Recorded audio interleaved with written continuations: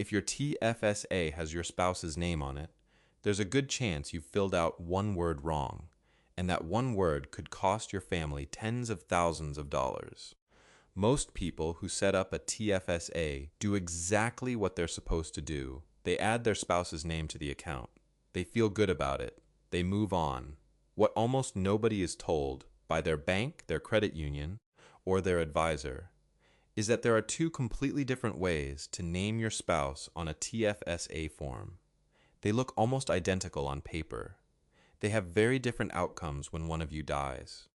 One option means your spouse receives a payment from your account.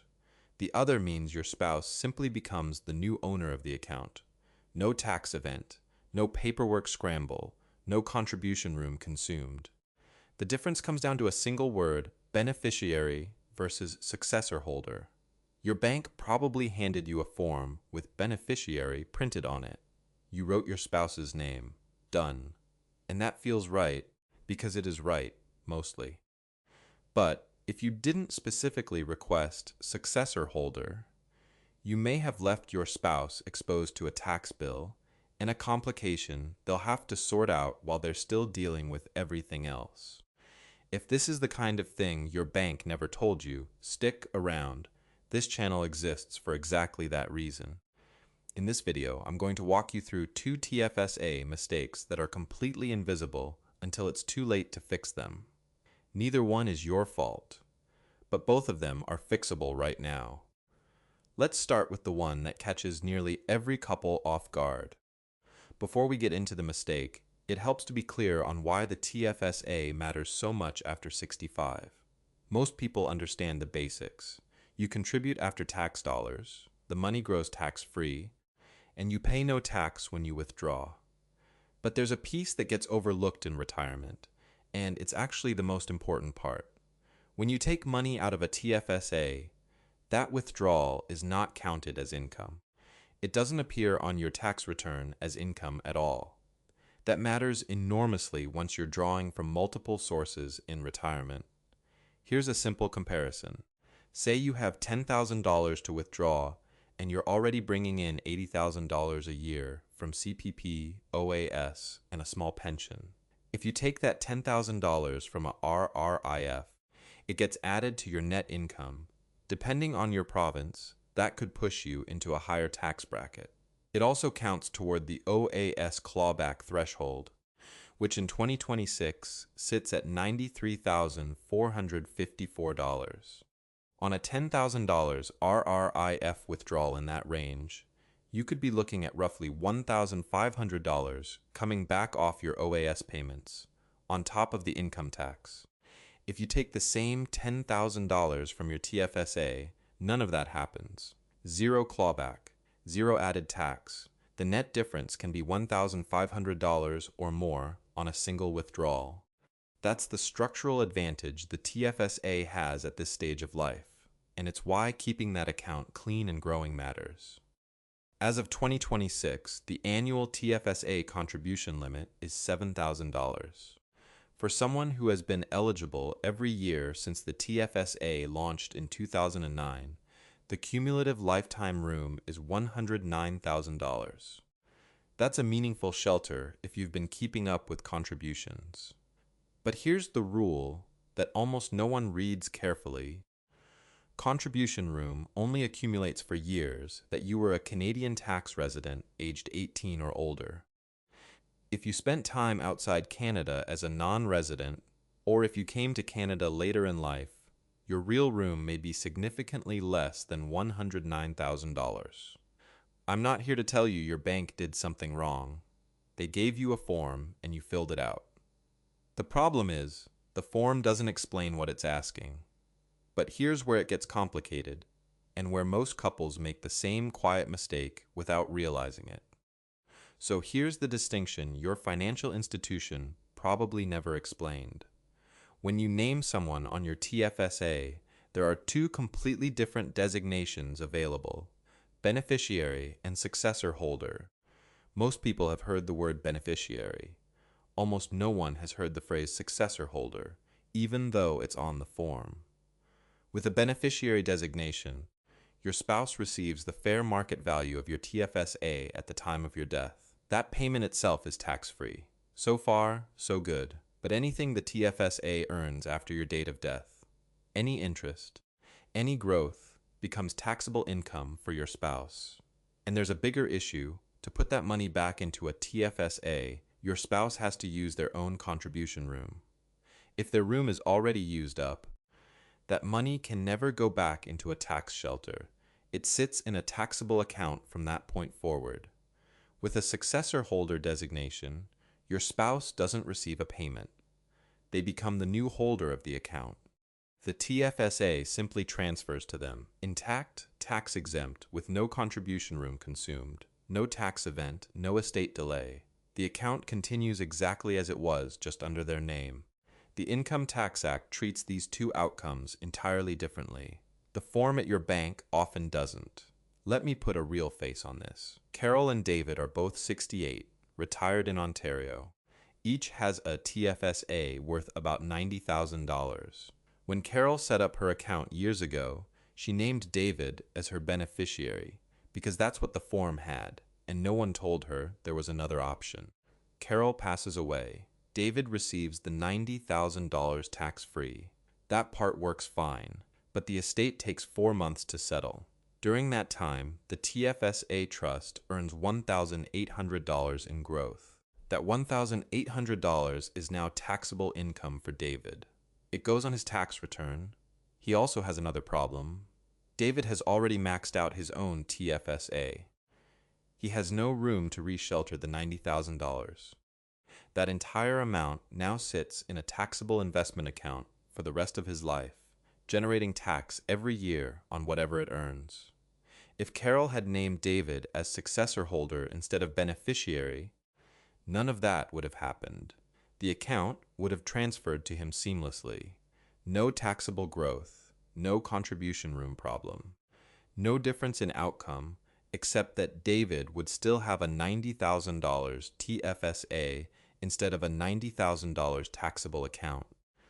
I used to assume this was a form your advisor would catch before it became a problem. After talking to enough people, I realized it's not a catch-up item, it's a setup item. You have to know the right question to ask before you open the account, not after you need it. So what do? It's straightforward.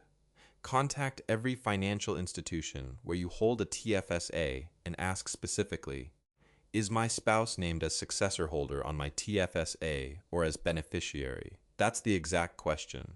If the answer is beneficiary, ask what form is needed to change it. Most institutions can process the update with a single form. It is not complicated once you know to ask. Now, what if your spouse already has a full TFSA of their own? And what if you're someone who came to Canada later in life and you've been running on assumptions about how much room you actually have?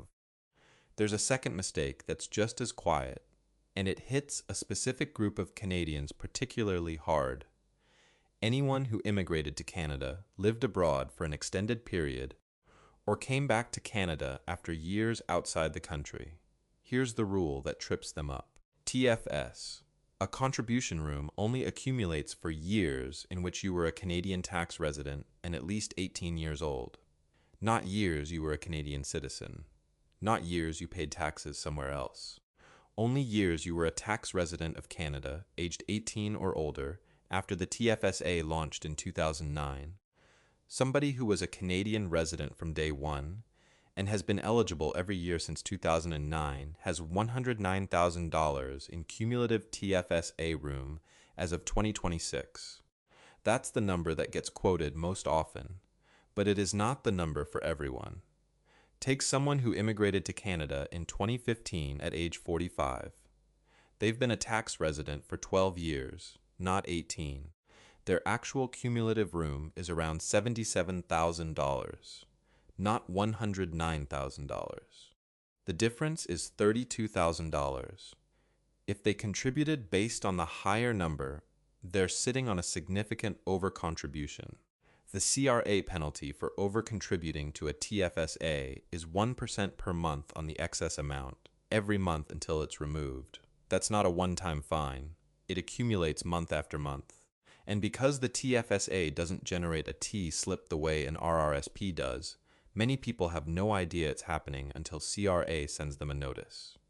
I've seen this happen. Someone who lived abroad for nearly a decade came back to Canada, retired, and contributed $102,000 to a TFSA, thinking they had the full lifetime room.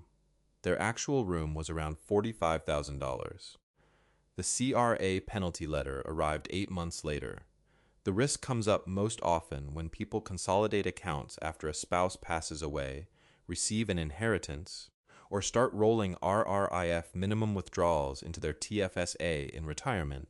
All of those are reasonable things to do. The mistake is contributing without first verifying your actual available room. The fix is simple. Log in to CRA My Account, navigate to the TFSA section, and check your available room directly. That number is the one that matters. Do not rely on your bank's estimate alone, especially if your residency history is anything other than straightforward. So you've confirmed your room. You've updated your successor holder designation. Now the question is, are you actually using your TFSA in a way that makes a real difference to your retirement income? Neither of these mistakes comes from carelessness. I want to be clear about that. Both of them come from a very specific pattern that happens when you sit across from someone at a financial institution with a form in front of you. Your brain shifts into task completion mode. You are filling something out, not evaluating a decision. The words on the form feel like labels, administrative boxes to tick, not choices with different financial outcomes down the road. Beneficiary sounds complete. It sounds like the right word for the right situation. Nobody at the counter says, "Just so you know, this is different from successor holder, and they have completely different tax consequences for your spouse." You write the name, you sign the form, and you leave feeling like you've done the responsible thing. Because, in a way, you have, just not the whole thing. This isn't a financial literacy failure. It's a process design failure. The form was never designed to explain the distinction. It was designed to capture a name. The same thing happens with contribution room. Nobody sits you down and says, "If you lived outside Canada for any period after 2009, your room is lower than the number you've probably seen online." You look up the lifetime limit, you see $109,000, and you assume it applies to you. It's a reasonable assumption. It just isn't always correct. The single most useful habit I can suggest is this. Treat your TFSA designation the same way you'd treat a car insurance renewal. Set a reminder for every 3 years. Call your financial institution and ask, "Can you confirm the designation type on my TFSA? Is it successor holder or beneficiary?" That's the whole question. It takes about 10 minutes. Most people who do this once never have to worry about it again. I don't know every detail of your situation, but I do know that the people who ask this question never regret it. The people who don't ask sometimes wish they had. So what's the actual checklist? What do you do this week? 3 things you can do this week, each one straightforward. First, contact every financial institution where you hold a TFSA. Ask them directly, "Is my spouse named as successor holder on my TFSA or as beneficiary?" If the answer is beneficiary, ask what form you need to change it to successor holder. At most institutions, it's a single form. The appointment takes about 10 minutes. This one action alone is what this entire video is built around. Second, log in to CRA My Account and check your TFSA contribution room. Navigate to the TFSA section and look at the number CRA has on file. CRA updates this information after institutions report contributions, typically by April each year. For 2026, your available room is what CRA shows as of January 1, 2026. If your residency history is complicated, if you immigrated, lived abroad, or had years outside Canada after 2009, compare that CRA number against your own records before making any new contribution this year. Third, make this a January habit. Each year, before you contribute anything to your TFSA, verify your available room first. One specific thing to watch for. If you made a TFSA withdrawal in 2025, that room doesn't come back until January 1, 2026. A lot of retirees don't realize that. They withdraw in November, they think the room is available again in December, and they recontribute before the year is out. That triggers the 1% monthly penalty on the excess amount every month until it's corrected. Those 3 steps, designation check, room verification, annual review, cover both mistakes we talked about today and keep you clean going forward. If you found this useful and want more of this kind of plain language breakdown of Canadian retirement rules, subscribe. There are no promotions here, no products to sell, just the information your bank doesn't have time to explain. 2 mistakes, both invisible on the surface, both fixable with a single conversation.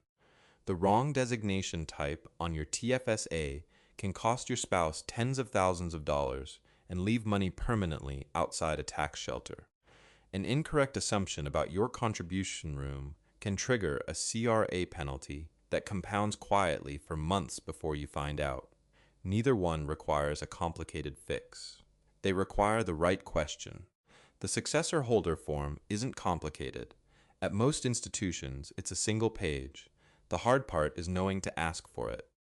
This channel exists for the questions your bank doesn't have time to answer, and the rules that nobody explains until it's too late.